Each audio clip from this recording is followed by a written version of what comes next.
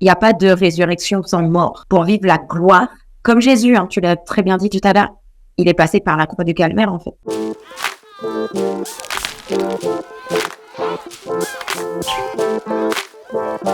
L'objet de cet épisode, c'est vraiment de se dire comment rester attaché à Dieu, même quand c'est difficile. Je ne sais pas si pour toi, Léana, tu as déjà eu ce genre de questions, d'interrogations, etc.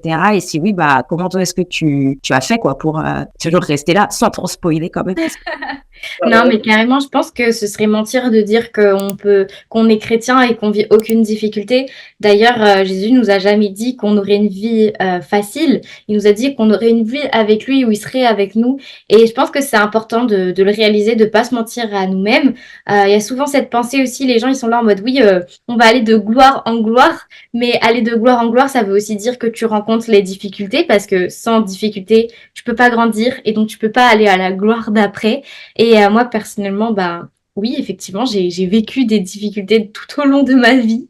Et quelque part, j'en suis reconnaissante parce que c'est grâce à ces difficultés que j'en suis là où je suis. C'est grâce à ces difficultés que Dieu a pu me façonner, qu'il a pu façonner mon cœur, qu'il a pu aussi travailler l'humilité. Et quelque part aussi, le brisement que j'ai pu avoir au travers des difficultés, c'est aujourd'hui ce qui me permet d'aider d'autres personnes parce que je pense qu'on peut pas donner ce qu'on n'a pas reçu. C'est tellement vrai ce que tu dis. Et pendant que tu parlais, ce que je me dis, c'est que, tu vois, quand on vit dans des difficultés, il y a des personnes qui peuvent développer de l'amertume. Parce que je crois que c'est la nature humaine, que l'on croit en Dieu ou pas. Il y a en nous cette pensée de l'éternité. Il y a un verset qui dit ça. Il a mis en nous la pensée de l'éternité. Et donc, du coup, dès qu'il nous arrive un truc, il y en a qui vont mettre ça soit sur le compte du hasard, le destin. En fait, il y a quelqu'un qui a permis que cette chose-là m'arrive, en fait. Et nous, en tant que chrétiens, tout de suite, dès qu'on voit que quelque chose est trop dur, on va mettre ça sur le dos de Dieu. Et en fait, on va pas comprendre. On va peut-être avoir des pensées comme, si t'es amour, si t'es bon, si tu m'as racheté, etc. Pourquoi, en fait? Et donc, du coup, ça me pousse à te poser la question suivante. Selon toi, pourquoi est-ce qu'un chrétien vit des épreuves, en fait? Pourquoi est-ce que Dieu permettrait ça alors qu'il est bon, qu'il est amour, etc.? La réalité, c'est que on vit tous des épreuves, mais c'est pas toujours la faute de Dieu. Il faut prendre aussi les choses dans son contexte. On vit dans un monde où il y a le péché. Yes. Et c'est la conséquence en fait des malheurs sur la terre. Le péché, ce n'est pas Dieu qui a voulu qu'il y ait le péché, mais le péché est la conséquence des choix que Dieu nous a laissés, la conséquence du libre arbitre aussi. Donc en soi, quand on vit un malheur, la maladie, peut-être quand on perd quelqu'un qu'on aime, etc., c'est pas la faute de Dieu. Et je pense qu'en tant qu'être humain, c'est rassurant quelque part de se dire qu'il faut trouver un fautif et c'est facile de mettre la faute sur Dieu. Mais j'aimerais dire à quelqu'un qu'en fait, Dieu, il n'est pas contre toi. Il n'est pas contre nous, en fait. Dieu, il est là pour nous soutenir, il est avec nous et il est notre rocher dans les difficultés. Donc, on est tous amenés à vivre des malheurs parce que ça fait partie de la vie, en fait. La vie n'est pas toujours glorieuse chaque matin quand on se lève. La vie est remplie de défis, mais ces défis, nous sommes amenés à les vivre avec Dieu et pas sans lui. J'aime trop ce que tu as dit et je pense qu'en fait, c'est la base de base. Il va tourner en rond. C'est le côté que ça vient du péché, en fait. Aujourd'hui, il y a ce verset qui nous dit que le monde entier est sous la puissance du malin. Ça, c'est clairement fait depuis la chute de Adam et Ève dans le jardin d'Éden. À partir de ce moment-là, le mal est rentré sur cette terre. Ce qui veut dire que même si t'es gentil, même si t'es bien disposé, même si Dieu est avec toi et il est dans ta vie, tant qu'on est sur cette terre-là et qu'il l'a pas refaite, et en fait, le mal, il est là. Ça veut dire qu'on est atteignable, en fait. Maintenant, ce qu'il y a de bon, et tu l'as un peu dit tout à l'heure dans ton témoignage, c'est le côté où Dieu, il a cette capacité et cette puissance de changer le mal en bien. C'est-à-dire que ce malheur-là qui t'est arrivé, il est capable de te le faire, de te le changer en bien, tu vois. On a un ennemi de notre âme, clairement, on va pas se mentir. Le diable, il rôde, en fait. Il est là, il existe. Il rôde. Quand on est découragé, il est content. Quand on est fâché contre Dieu, alors là, laisse tomber. Parce que lui, son rôle, c'est vraiment de nous séparer du Seigneur, quoi. Il y a pas longtemps, j'étais en train de réfléchir à quelle était ma plus grande peur sur la Terre. Parce que je pense que si on arrive à identifier notre plus grande peur ici-bas et que on arrive à trouver la solution à ça, à passer outre, le malin, il aura plus véritablement de brèche, en fait, tu vois, il pourra rien faire. Et moi, ce que je me disais, c'était perdre quelqu'un de ma famille ou même des membres de ma famille. Je me dis que c'est horrible et donc du coup, tu vois, parfois je suis sous pression, je commence à paniquer toute seule et tout. Genre, ça va trop loin, trop vite et pour rien. Et après, une des pensées que j'ai eues, c'était, mais à partir du moment où tu n'as plus peur de la mort, tu es unstoppable. Et pour ne plus avoir peur de ça, comment faire? Ben, je pense que c'est de réaliser la vie d'après qui nous attend, quoi. C'est d'une perspective éternelle qu'on voit les choses, tu vois. Parce que du coup, quand on est angoissé, quand on est stressé, quand on est découragé par rapport à notre vie ici, c'est un peu qu'on n'a pas... En fait, notre focus, c'est vraiment notre vie là, sur Terre, quoi. Et donc, du coup, on fait le zoom sur nos problèmes. Bien sûr que ça fait mal, etc. C'est pour ça que j'ai notre soutien. Mais quand tu comprends qu'en fait, j'aurai une vie meilleure par la suite, ça peut t'aider un peu à relativiser, quoi. Amen, exactement. Et puis j'aime bien quand tu parles des brèches. La réalité, c'est que l'ennemi, il peut pas s'immiscer là où il y a Dieu. Donc à chaque fois en fait que tu essayes de t'en sortir par toi-même, et à chaque fois que tu essayes en fait de régler les choses sans Dieu, c'est une brèche où l'ennemi va pouvoir venir. Mais si tu mets Dieu dans chaque aspect de ta vie, que tu fais du Seigneur, de Dieu, ton Seigneur, ton Sauveur, et que vraiment il est le roi, le premier en toi, mais en fait l'ennemi a aucune porte d'entrée. Parce qu'en fait, il faut aussi comprendre une chose, c'est qu'on est enfant de Dieu. C'est notre identité. Notre identité est victorieuse en Jésus. Par Jésus, par son sacrifice, on a eu la victoire en toutes circonstances. On a même eu la victoire sur la mort. Donc en soi, tu parlais de ça, de la mort. La mort n'est pas une fatalité pour un enfant de Dieu. La mort est un passage. Et quand tu comprends ça, finalement, tu réalises que quoi qu'il arrive, bah, l'ennemi, finalement, il a perdu toute sa puissance, il a perdu toute son autorité. Ce qui va donner de la puissance à Satan, bah, c'est comment dire, l'importance que nous on lui donne. Plus on a peur, plus on le met sur un piédestal et plus on lui donne de la puissance. Plus on lui ouvre la porte, parce que lui, il ne peut pas enfoncer la porte d'un enfant de Dieu. Il faut qu'on lui ouvre la porte pour qu'il puisse rentrer. Et ça, c'est vraiment une réalité importante à comprendre, c'est que on est inarrêtable, on est inatteignable tant qu'on marche avec Jésus, tant que vraiment on se saisit de qui on est. Et dès lors où on oublie, et ben bam, on repasse en dessous et là l'ennemi il reprend une position de force. Waouh. Tu vois, t'as parlé du fait de savoir qui on était. Et c'est là que tu vois vraiment que notre identité, c'est la base de notre vie en ce moment. Parce que même malgré les défis, malgré les challenges, si tu sais qui tu es, et ben en fait, tu pourras tenir. Et en fait, même la conscience de ton identité, ça part de la connaissance de Dieu, parce que ton identité, elle est en Dieu. Et peut-être quelqu'un là qui nous écoute est en mode bla bla bla, toujours la même chanson, etc. Moi, je vais pas bien et tout. La question que je me pose, c'est, tu vois, quand on souffre à l'intérieur de nous, quand on a de l'anxiété, quand on a, du découragement sous toutes ses formes, est-ce que ça vient aussi du péché? Ouais, c'est ma question. Il y a plusieurs choses. Il y a le péché, bien sûr, mais il y a aussi une part de responsabilité de notre côté, dans le sens où, comme je l'ai dit au départ, le Seigneur nous a donné le libre arbitre. Donc en fait, on est libre de nos choix. Et il y a certaines fois où Dieu va nous prévenir, il va nous dire ne va pas de tel endroit, ne fais pas telle chose, et par désobéissance, on va y aller. Et la réalité, c'est que il y a toujours des conséquences dans ce qu'on fait. Donc parfois, on se retrouve dans des circonstances. Imaginons, je sais pas, moi, Dieu, il te dit ne va pas avec cette personne, et toi, t'es là en mode Seigneur, mais je l'aime. Il est pas chrétien, oui, mais je l'aime. Et du coup, tu décides d'y aller. Dieu, il va pas te dire non, tu vois. Sauf que la réalité, imaginons que cette personne-là, au bout de quelques années, tu te rends compte que elle te trompe ou que cette personne n'a pas les mêmes valeurs que toi. Et là, t'es brisé et tu tombes dans une dépression. Tu pourras pas blâmer Dieu parce que Dieu t'aura prévenu. Par contre, il y aura la conséquence qui est que le Seigneur t'a parlé, t'a fait la sourde oreille. Donc, la conséquence, c'est qu'aujourd'hui, tu es peut-être dans cette dépression, dans cette période de ta vie douloureuse parce que tu as décidé de faire ce que toi, tu voulais. Maintenant, on sert un Dieu de grâce. Et ça, c'est la bonne nouvelle dans l'histoire, c'est que même si par rapport à nos choix, parfois, on se prend des râteaux et on se ramasse, Dieu est bon et Dieu nous aime. Et ça ne change pas. C'est quelque chose de constant. Donc, quoi qu'il arrive, Dieu, il sera toujours là pour te ramasser à la petite cuillère. Dieu, il sera toujours là pour prendre soin de toi. Il est vraiment un bon père qui, quoi qu'il arrive, il t'ouvrira toujours les bras. Donc, je pense qu'il faut réaliser ça, se dire il y a une part où ce n'est pas de notre faute, on ne peut pas maîtriser demain, je sais pas, imagine, il t'arrive, tu perds un membre de ta famille, tu maîtrises pas ça, tu vois, c'est quelque chose qui arrive. Demain, le Seigneur, il te parle, il te dit ne te mets pas en couple avec cette personne, tu désobéis, tu as eu le choix, donc c'est une conséquence. Il faut faire la différence entre ces deux choses-là, je pense, et se dire que, si on marche avec Dieu, on est protégé. Mais ça ne veut pas dire qu'on va jamais galérer. Ça ne veut pas dire qu'on n'aura jamais de difficultés. Ça veut juste dire que dans la difficulté, Dieu siégera au milieu de cette difficulté pour nous équiper et nous donner la force d'en sortir. Amen. Amen, c'est vraiment ça. Et pendant que tu parlais, je pensais à mon propre témoignage, en fait. En 2021, je le dis souvent, mais j'ai vécu une épreuve. Et à la fin de l'histoire, j'ai vu que mais le problème, c'était moi, quoi. Tu vois.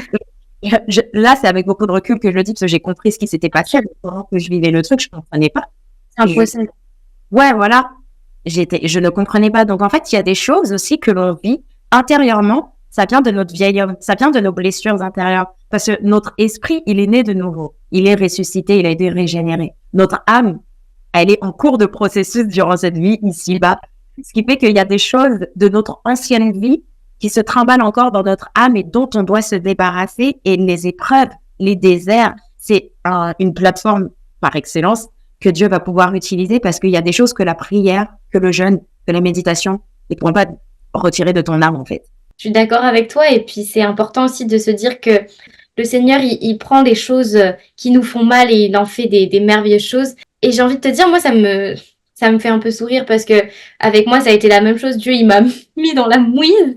Mais quelque part, c'est parce qu'il nous aime. Et Dieu nous aime tellement qu'il ne veut pas que tu restes avec tes plus grandes peurs. Dieu veut te soigner de tes plus grandes peurs. Dieu, il veut qu'en lui, tu sois en paix totalement. Et parfois, c'est vrai que tu vas être exposé justement à ces peurs, mais pas parce que Dieu ne t'aime pas, mais parce qu'il veut que tu les affrontes. Yes. Il veut vraiment que tu aies cette armure de guerrière, cette mentalité de guerrière de dire, mais en fait, Seigneur, avec toi, je peux tout accomplir. Lorsque tu vas au-delà de la vallée, lorsque tu vas au-delà de la montagne, tu ne peux plus revenir en arrière. Parce que tu as compris qu'avec Dieu, tu étais plus forte. Tu as compris que rien ne pourrait t'arrêter. Tu as compris que Dieu t'aime réellement et qu'il t'a équipé pour cette vie. Et donc, en fait, ta plus grande peur, finalement, se transforme en témoignage qui va impacter les vies. Mais si tu n'affrontes pas ta peur, elle ne peut pas devenir un témoignage parce qu'elle est une peur. Exactement. Quelque part, ça me fait penser au verset « Toutes choses concourent au bien de ceux qui aiment Dieu ». C'est ça, hein? Et que le Seigneur, il permet toutes choses pour un but. Là, du coup, on va parler des épreuves, pas là où c'est toi qui t'es mis dans le pétrin, mais où, du coup, conséquences du péché, problème de l'âme et tout. Ce type d'épreuves-là, le Seigneur, il les permet, donc il les provoque pas, il les permet pour un but parce qu'il connaît la gloire qui va sortir de cette épreuve-là. Les épreuves, en fait, c'est des déclencheurs. Personne n'aime les épreuves parce que les épreuves, ça fait mal, mais personne n'aime la douleur que tu ressens quand tu grandis, mais tout le monde veut grandir. Tu peux pas grandir sans la douleur. Tu peux pas surmonter l'épreuve sans avoir à passer par le processus difficile. En revanche, moi j'aime bien me souvenir de ce que je crois que c'est Paul qui dit mes légères afflictions. Je sais plus c'est quoi exactement le verset, mais il parle de ces légères afflictions. Il dit Seigneur, mais quoi qu'il arrive, en fait, je te glorifierai. Quoi qu'il arrive, Seigneur, je veux garder les yeux fixés sur toi et regarder vers le ciel parce que tu seras là avec moi. Et j'aime cette mentalité de se dire que avec Dieu, quelles que soient les épreuves, on a un Dieu qui est toujours plus grand que ce qu'on traverse. Franchement, c'est hyper rassurant. Moi, j'ai vécu des épreuves aussi, hein. Franchement, j'en parle souvent sur mon compte, mais comment dire, déjà premièrement, mes réseaux sociaux, ça a mis 7 ans avant que ça fonctionne. Donc 7 ans de galère, 7 ans à dire Seigneur, pourquoi, etc. Avant de venir sur Bordeaux, vraiment on a vécu toute une série de galères avec mon mari, on a perdu toutes nos économies, on s'est fait arnaquer, on a perdu 4000 euros, c'était vraiment horrible. Qu'est-ce qui s'est passé encore? Franchement, j'ai vécu du harcèlement moral dans mon travail. J'ai dû démissionner alors que je venais d'arriver en métropole parce qu'à la base, moi, je viens de l'île de la Réunion. Donc, premier job, je fais 2 mois dans la boîte, harcèlement moral, je boule au ventre, enfin horrible. Et là, alors que j'ai genre 21 ans et que je commence tout juste dans le monde pro, le Seigneur, il permet que je puisse traverser ça. Et au final, je me rends compte que gloire à Dieu parce que j'ai compris que j'étais capable de ne pas me laisser faire. J'ai compris que, en fait, il y a des choses qu'on accepte et des choses qu'on n'accepte pas et que j'avais trop de valeur pour me laisser traiter comme ça, tu vois. Et franchement, si j'étais pas passée par ces choses-là, si j'avais pas vécu cette arnaque, par exemple, bah, j'aurais pas compris que Dieu est ma providence. Parce que on a perdu 4 000 euros, c'était horrible. C'était le mercredi que ça arrive, le dimanche, je vais à l'église. Et tu sais quoi, je suis arrivée à l'église, j'ai fait Seigneur, tu sais quoi, dans la difficulté, je vais te louer. Et j'ai chanté. Vraiment, j'avais les larmes qui coulaient et j'étais en mode Seigneur, tu es tout puissant, tu vas pourvoir, je crois en toi, je veux vraiment avoir cette foi que tu es le Dieu tout-puissant. On a récupéré 80% de tout ce qu'on a perdu. De façon miraculeuse. On n'a pas récupéré avec la police ou quoi que ce soit, mais la famille a pourvu. On a vraiment récupéré presque 80% de nos économies miraculeusement. Des gens qui étaient même pas de notre famille de sang nous ont bénis et j'ai pu expérimenter la providence de Dieu en fait. On a déménagé sur Bordeaux. 4 mois après, on apprend qu'on doit tout quitter parce que le propriétaire veut récupérer son appartement. Donc, on avait tellement galéré à trouver un logement dans cette région. Ceux qui habitent ici, vous le savez. Et pareil, tu vois, j'ai pleuré. Et puis après, j'ai dit, OK, Seigneur, tu sais quoi, Dieu, j'ai envie de raconter que tu as fait un miracle. Et Waouh! je me suis posé cette question. En fait, j'ai eu un shift ce jour-là. Et Dieu, il m'a parlé. Il m'a dit, OK, Léana, qu'est-ce que tu as envie de raconter? Et Hmm. je me suis dit, OK, j'ai envie de raconter que tu es un Dieu de miracles. J'ai envie de raconter que tu prends soin de moi, Seigneur. Alors j'ai la foi et je crois que tu vas nous donner un nouvel appartement et par la foi, il sera mieux que celui qu'on avait. Et on était dans une résidence privée, toute neuve, vraiment incroyable dans les vignes, tout ça. Pour moi, c'était dur d'avoir mieux, tu vois.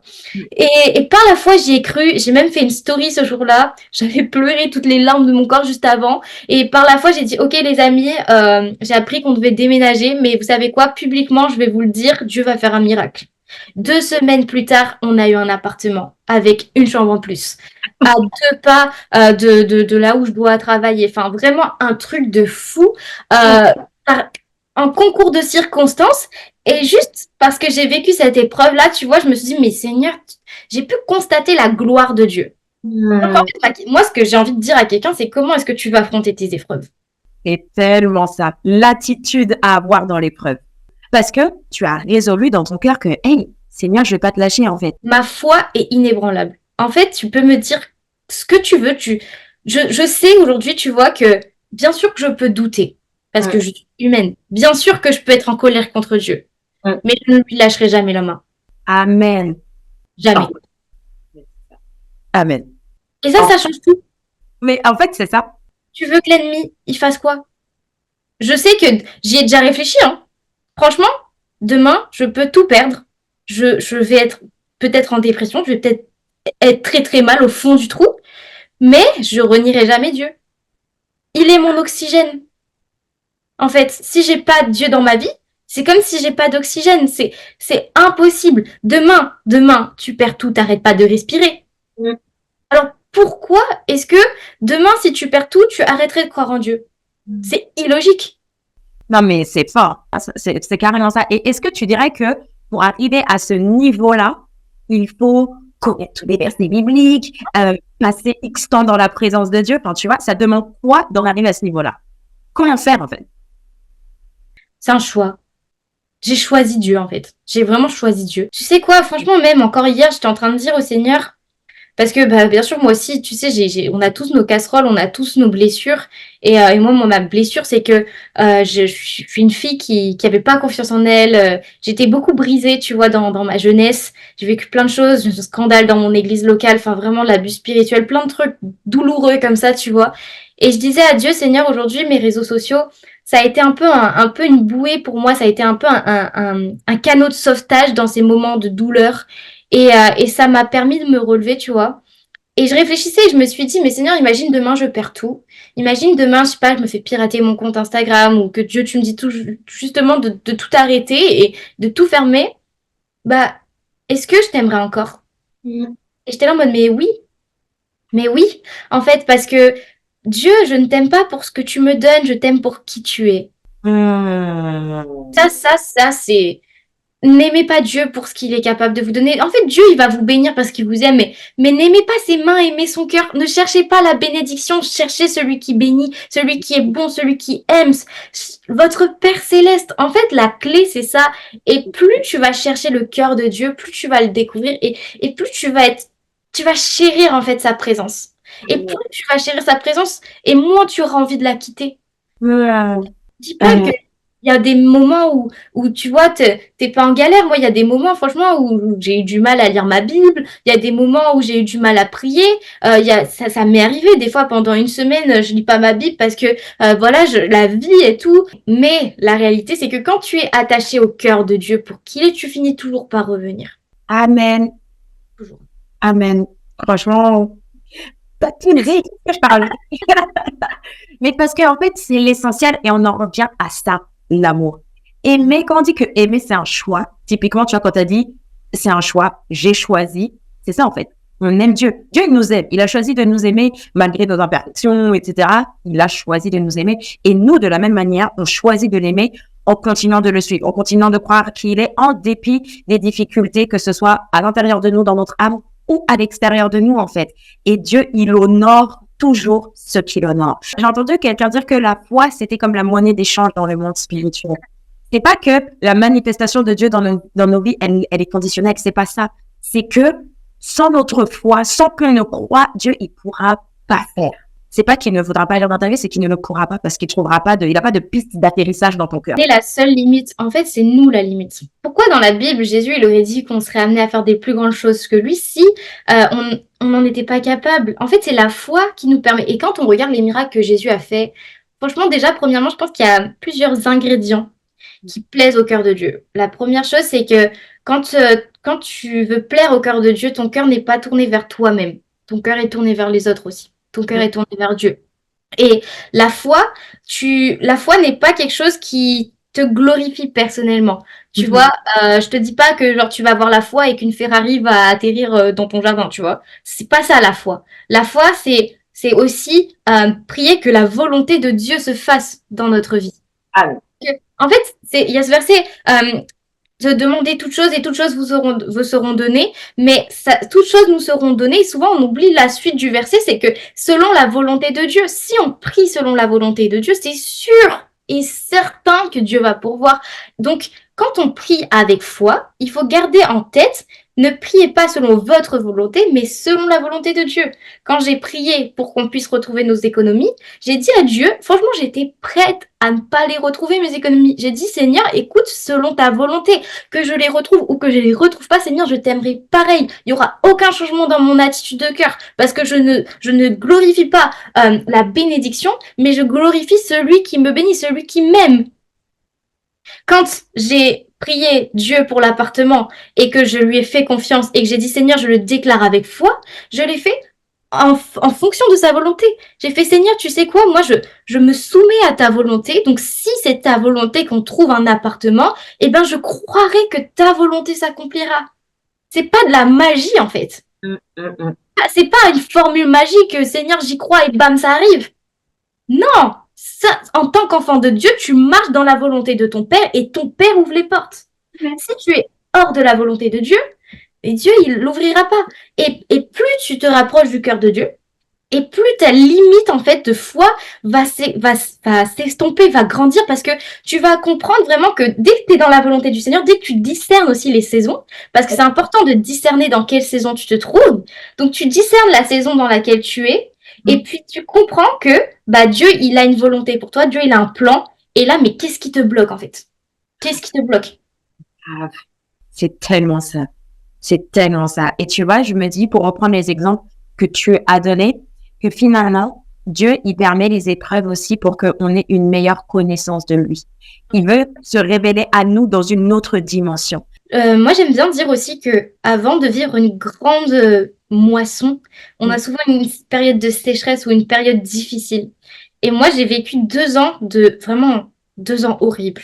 2 ans de difficultés, 2 ans où j'étais là en mode Seigneur, mais est-ce que tu as vraiment un plan pour ma vie? J'ai l'impression que tout ce que tu m'as dit, Seigneur, c'est flou, c'était incohérent. En fait, Dieu, depuis mes 16 ans, même mes 13 ans, il me parle sur mon futur.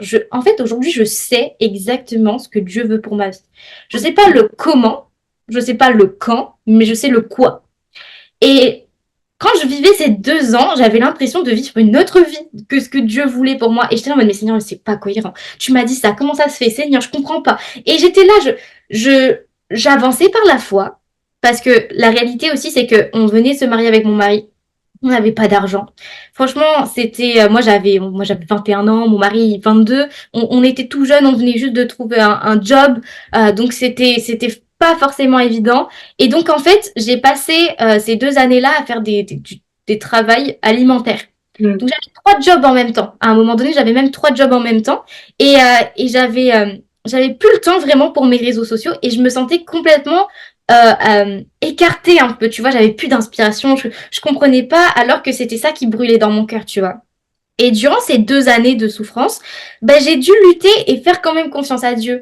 Et dire à Dieu, Seigneur, écoute, je te glorifie même dans cette situation, je crois que tu es le Dieu Tout-Puissant. Seigneur, c'est vrai, en ce moment, j'en peux plus. À un moment donné, j'étais tellement mal, je suis allée voir mon médecin pour lui demander des cachets pour la dépression. J'étais au fond du rouleau, tellement ça allait pas dans ma vie que j'étais à ce point-là allée voir mon médecin. Et pourtant, j'étais chrétienne, hein, et pourtant, j'aimais Dieu, mais j'en pouvais plus, vraiment j'en pouvais plus. Et quand à la fin de l'année 2022, on a su qu'on allait déménager, mon mari est parti faire une formation du coup sur Bordeaux, et moi j'étais toute seule à devoir déménager notre appartement et à faire tous les cartons, et c'était vraiment pendant 4 mois horribles, et c'est là que je me suis fait arnaquer, tu vois. Et Wow. franchement, ah, je me rappelle même que j'ai voulu aller contre l'ennemi, et que quand j'ai eu cette arnaque, la semaine qui a suivi, j'ai fait une vidéo YouTube pour témoigner de la grâce de Dieu, et dire, mais tu vois, Satan, t'as voulu me plumer. Et bah, Yes. tu sais quoi, je vais rendre gloire au Seigneur, et tu n'attaqueras pas la vie de mes frères et sœurs. Amen. Franchement, c'est incroyable parce que quand je suis arrivée à Bordeaux, c'était vraiment cette sensation de ciel ouvert sur ma vie. J'avais vraiment l'impression de passer de cette période ténébreuse. Vraiment, même s'il y a eu des choses incroyables et que Dieu a mis des personnes magnifiques sur ma vie, parce que dans les ténèbres, Dieu était la lumière, et mettait des personnes qui étaient la lumière pour moi, tu vois. Et quand je suis arrivée à Bordeaux, le ciel s'ouvre, j'entre dans ce nouvel appartement, et là, c'est comme si, mais un élan de créativité. Vraiment, c'est comme si tout ce que j'avais toujours imaginé dans ma tête, mais que j'arrivais jamais à, à mettre en pratique, tout d'un coup, j'y arrivais. On achète un canapé. Vous allez peut-être rigoler, hein, mais on achète un canapé. C'était un canapé que j'avais dans ma tête, velours côtelé beige. Et ce canapé-là, avec la disposition de l'appartement, bah, des idées fleurissent. Et là, je commence à relancer mon compte Instagram en obéissant au Seigneur. Parce que aussi, la foi sans l'obéissance, Ouais. pas possible, ça ne marche pas. Dieu me dit, j'arrive à Bordeaux, dans cet appartement, le canapé, je trouve ça trop beau et tout, je commence à faire un peu du contenu. Et en même temps, j'envoie des CV. Parce que je me dis, bon Seigneur, bah, à un moment donné, il faut aussi retrouver du travail. J'étais au chômage. Mais dans ma tête, moi, 500 euros de chômage, et je suis très transparente, compliqué de vivre avec 500 euros de chômage. Et je dis à Dieu, écoute, Dieu, tu es au-dessus de tout ça. Donc je vais prier. Et là, Dieu, il me dit, Léana, ne reprends pas de travail. Et moi, je suis en mode, Seigneur, mais t'es sérieux, Seigneur, on tente de déménager, on vivait une période difficile. Enfin, vraiment, il y a plein de choses qui est en train d'arriver dans notre vie. Et là, j'ai fait, Seigneur, mais t'es sûr?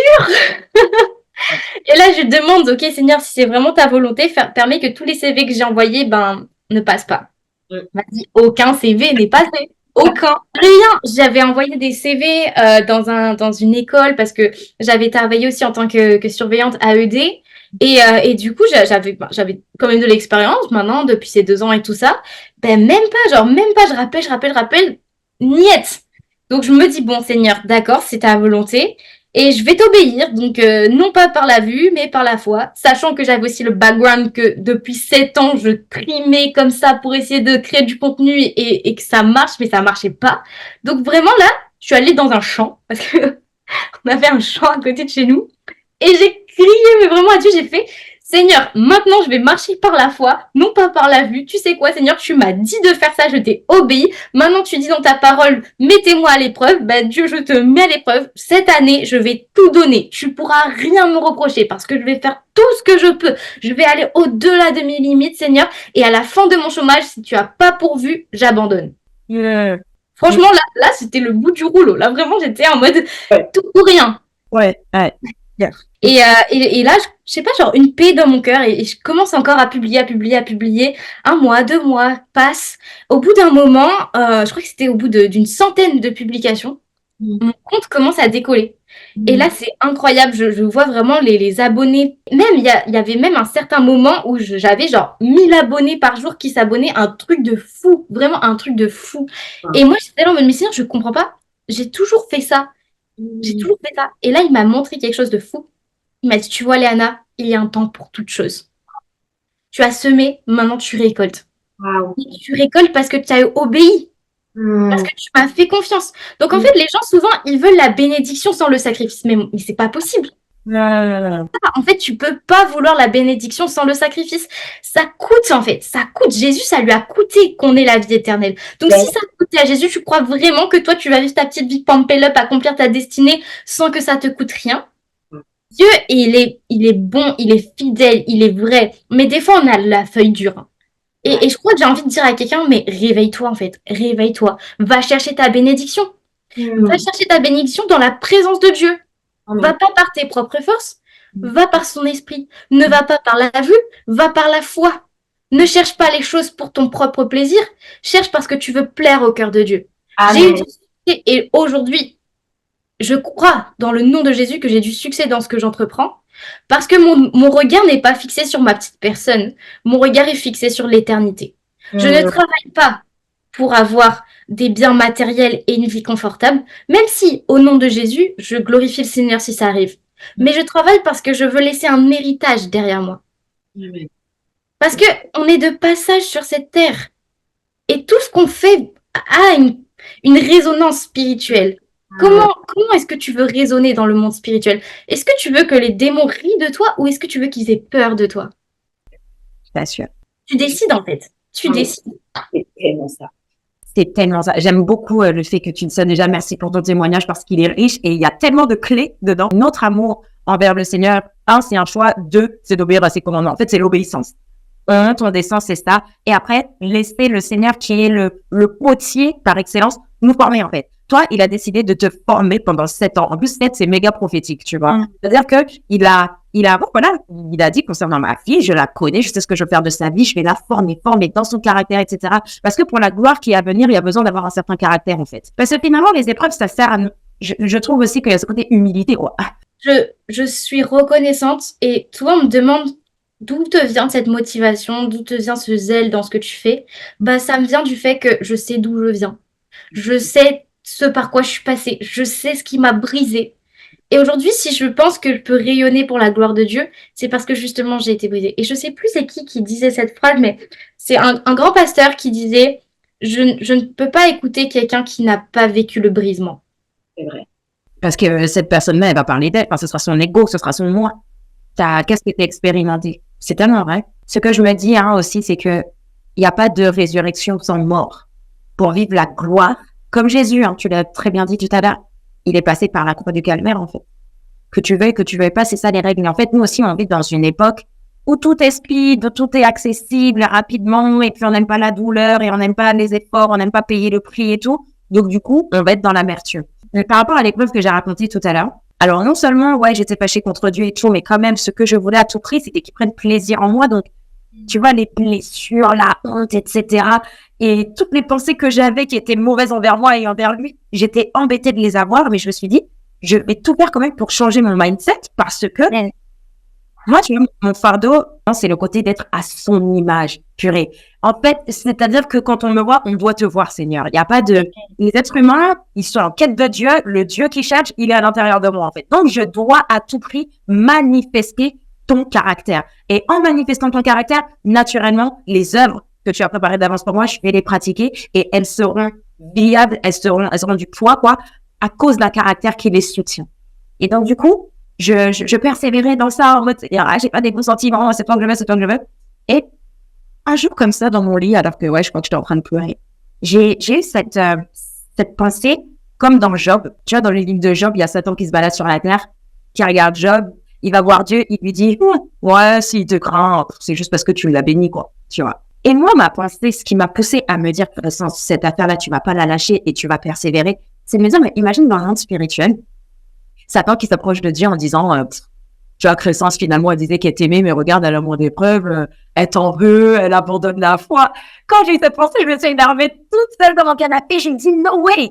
Satan, si t'as cru que mes blessures de l'âme, elles allaient me faire renier Dieu, c'est que tu me connais pas. Amen. Tu vas voir. Amen. Amen. Attends un peu, tu vas voir. Et du coup, j'étais déterminée. J'ai dit, Seigneur, même si là, je t'en veux, je comprends pas, je t'entends même pas. Parce que j'étais vraiment dans un désert de dingue. Je t'entends même pas.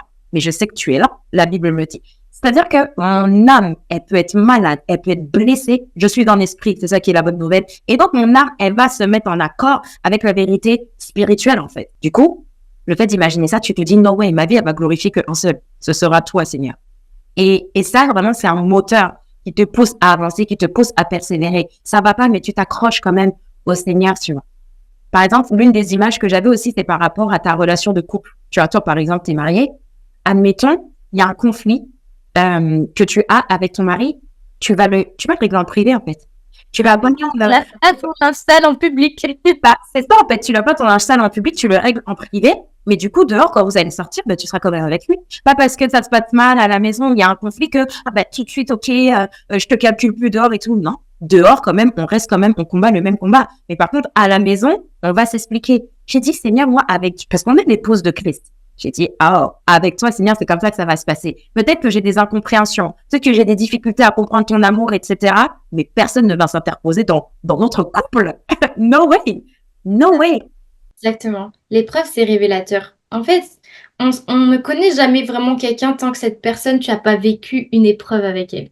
C'est vrai. Et ça, c'est vrai parce que c'est facile, en fait, d'aimer Dieu quand tout va bien. C'est facile de glorifier le Seigneur quand il te bénit. Mais par contre, quand Dieu ne te donne pas, quand Dieu te dit non, moi, je parlais de mon mari, c'est mon meilleur ami, c'est l'amour de ma vie, c'est le plus grand miracle que Dieu a fait dans ma vie.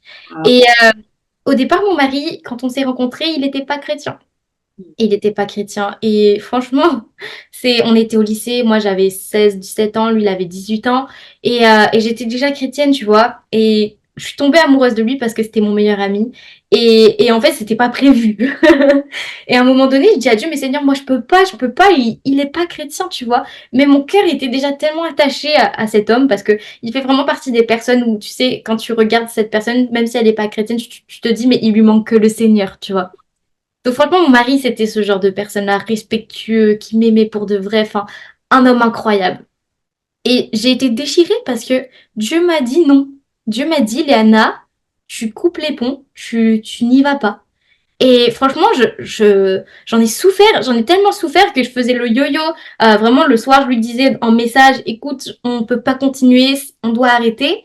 Et la journée, je le revoyais et j'étais là en mode, mais je t'aime en fait. Et c'était horrible. Et même à la fin de l'histoire, pour vous montrer à quel point mon mari est incroyable, c'est lui qui a coupé les ponts pour moi.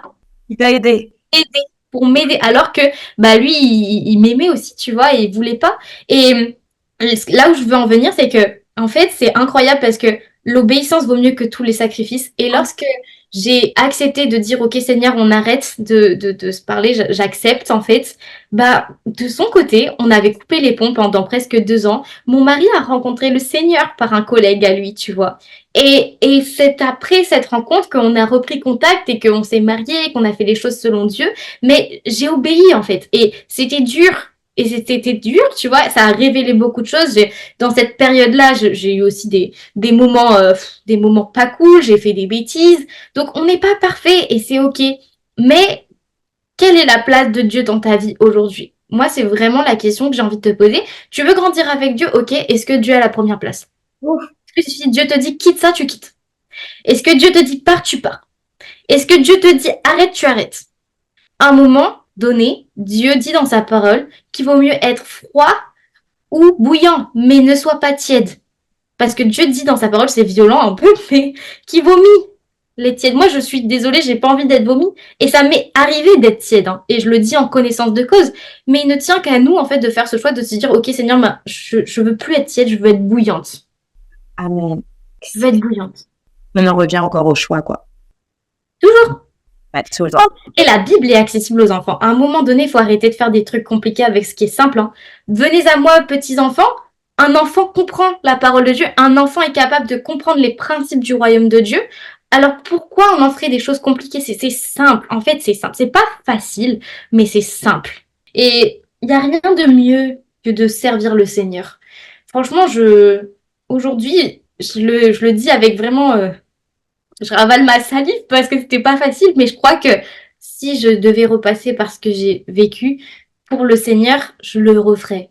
C'est Amen. vraiment douloureux, mais je le referais parce que je ne veux aucune autre vie que celle que j'ai aujourd'hui.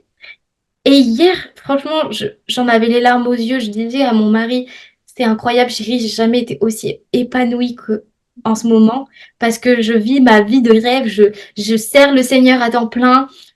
J'aide les gens sur les réseaux sociaux. Je gagne de l'argent en faisant ce que j'aime pour Dieu. Aujourd'hui, je voyage pour le Seigneur. Je suis invitée. C'est un truc de fou. J'ai toujours rêvé de ça. J'ai toujours rêvé de ça. Mais j'aurais jamais pu vivre cette vie en fait si j'avais pas obéi et si j'étais pas passée par les temps de douleur et les temps de souffrance avant d'enfanter.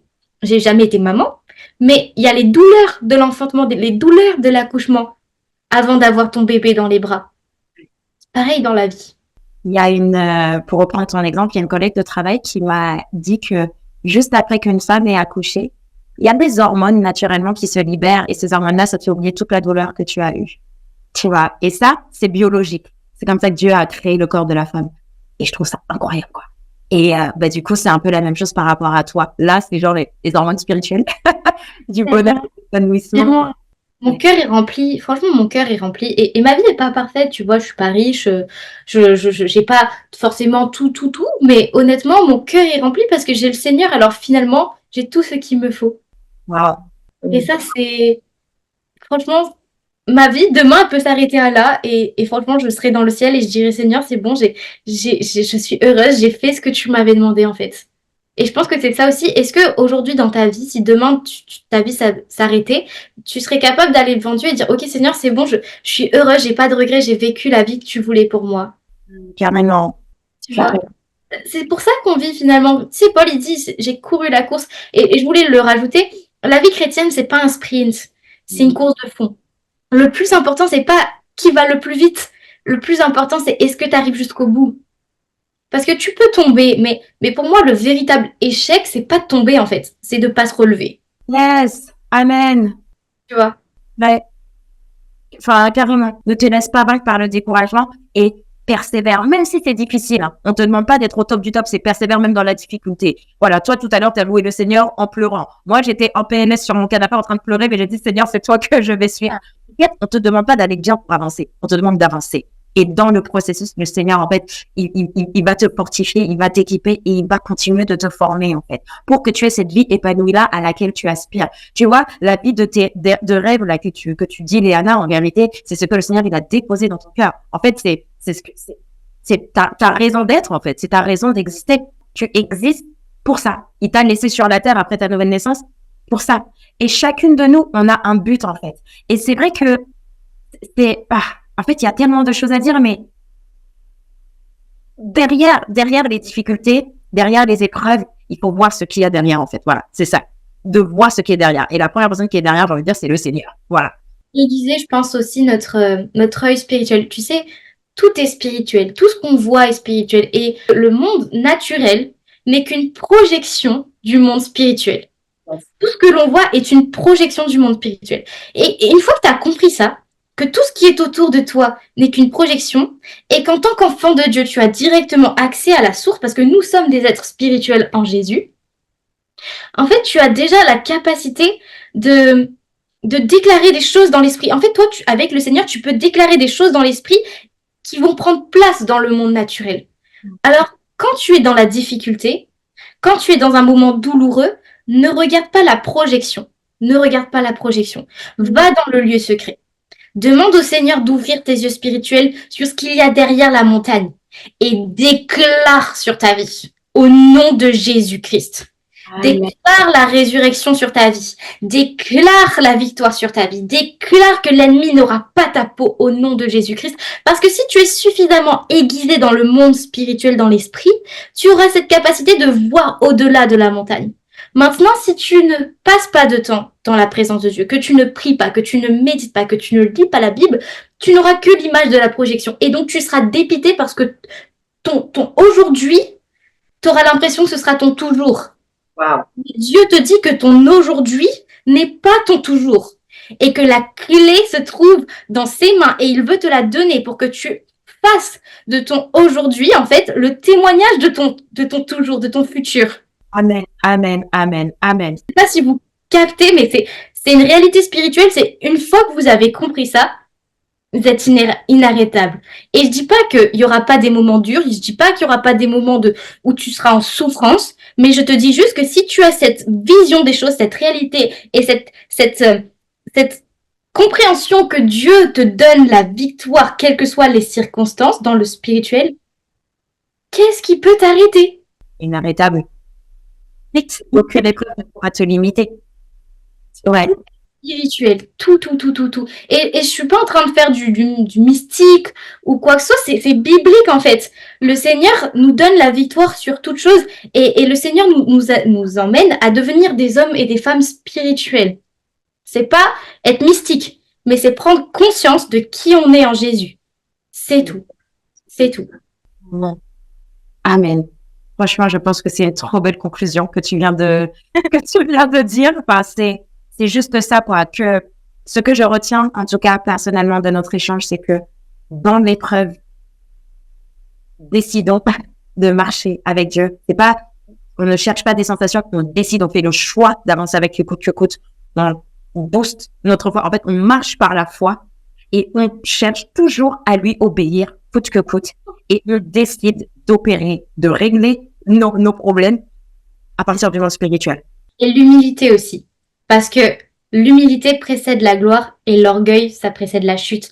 Donc, quand tu traverses l'épreuve, n'oublie jamais en fait ce que tu as vécu. Parce que quand Dieu te mettra dans la lumière, si tu oublies d'où tu viens, l'ennemi, en fait, il est malin. Il va te faire monter très, très, très, très haut. Et puis, dès que tu seras en haut et que ton orgueil aura gonflé, lorsque tu vas tomber, en fait, tu vas te briser. Mais la réalité, c'est que il y aura des répercussions. Parce que plus tu tombes de haut et plus ça éclabousse loin. Ouais. Donc, l'humilité, c'est une des clés essentielles aussi dans l'épreuve. Tu vas travailler sur ça. Ouais. Moi, je pense aussi que dans l'épreuve, il faut être humble aussi, c'est-à-dire pendant qu'on la vit. Dans le sens où, si je vis ça, c'est peut-être qu'il y a quelque chose en moi qui doit être corrigé. Tu vois ce que je veux dire? Parce que parfois, on vit trop de trucs en mode injustice. Pourquoi? Oui, mais peut-être qu'en toi, il y a une chose que le Seigneur a identifiée et qui doit partir, en fait. Donc, sois malléable entre les mains du Seigneur, en fait. Tu vois, ce truc-là. Je pense aussi que c'est important. Et remet les choses dans son contexte aussi. Tu sais, hier, j'étais en appel avec Porte Ouverte et franchement, c'est incroyable ce qui se passe dans le monde aujourd'hui. Il y a de plus en plus de chrétiens qui sont persécutés, ça se compte en millions, tu vois. Et il me partageait l'histoire de 4 pasteurs qui vivent aujourd'hui, je sais plus exactement le pays, mais ils sont emprisonnés dans des containers. Et tous les jours, en fait, ils ont le choix, soit ils renient leur foi et ils peuvent sortir du container et être libérés et retrouver leur famille, ou soit ils acceptent, ils reconnaissent Jésus dans leur vie et là, à ce moment-là, ils sont emprisonnés. Ça fait 20 ans qu'ils sont dans ce container. Ça fait 20 ans que tous les jours, ils refont le choix de choisir Jésus. Wow. Quand tu te rappelles des choses comme ça dans ta vie, tu remets les choses dans leur contexte et tu te dis, Seigneur, c'est vrai, je suis dans la difficulté, mais il y a tellement pire aussi. Et je pense qu'il faut avoir cette humilité-là de se dire que, quelque part, c'est vrai, il y a de la douleur, mais il y a aussi de la douleur ailleurs. Tellement. Amen. Alors, vraiment, gloire à Dieu pour ça et je suis vraiment reconnaissante pour cet échange. Je prie vraiment qu'il ait aidé plusieurs personnes dans leur situation et qui permettre à des sœurs de se relever, en fait, tout simplement, et de continuer.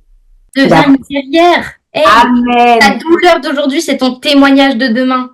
Romains 8 au verset 18, j'estime que les souffrances du temps présent ne sauraient être comparées à la gloire à venir qui sera révélée pour nous. Donc, en fait, c'est vraiment ça. Pensons au futur et vraiment, le Seigneur, en fait, nous fait du bien. Je pense vraiment qu'on est dans une saison, un temps où l'église de Christ, le corps de Christ va briller comme jamais auparavant. Les ténèbres s'épaississent là dans le monde, on le voit partout, et c'est justement une atmosphère favorable pour faire éclater la gloire de Dieu au travers de toi, au travers de moi.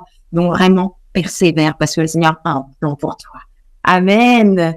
Gloire à Dieu. Et juste avant de conclure, Léana, ce que j'aime beaucoup faire avec les personnes qui viennent, que j'invite, c'est vraiment leur donner l'opportunité de parler de ce qu'elles sont. de parler de leur actualité, des choses qu'elles font.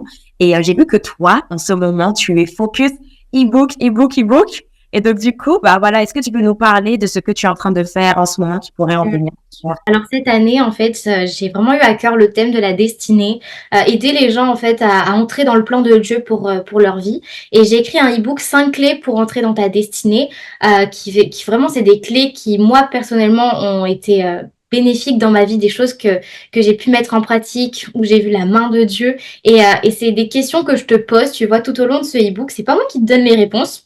Mais au travers de ce e-book, je te pousse à aller dans la présence de Dieu. Je te pousse à aller dans le lieu secret. Et c'est là, en fait, avec les questions que je te pose, que tu vas avoir les réponses. Et je propose aussi également des séances d'accompagnement, de coaching pour les personnes qui ont envie d'approfondir les choses, qui ont peut-être un projet, un rêve sur leur cœur, mais qui savent pas forcément comment le faire, notamment en utilisant la stratégie des réseaux sociaux. Moi, c'est mon expertise maintenant depuis plus de 7 ans. J'œuvre sur les réseaux sociaux. J'ai vu beaucoup de choses changer, évoluer et je mets cette expertise-là aussi au service des personnes qui ont besoin d'aide. Donc, c'est un peu plus entrepreneurial, mais ça aide aussi les personnes qui ont envie juste, tu sais, qu'on leur prenne la main et que je puisse les emmener juste à aller là où Dieu veut qu'elles soient. Donc, lors de ces accompagnements, bah, on va réfléchir ensemble à c'est quoi ta vision, c'est quoi tes dons, tes talents, qu'est-ce que Dieu t'a donné, comment tu peux le mettre à ton service. Donc, c'est ce que je propose. Voilà. On arrive à la fin de cet épisode.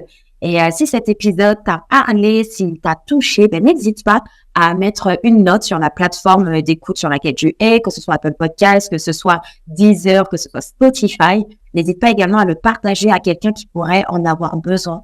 Et moi, d'ici là, je te dis see you soon. Bye bye.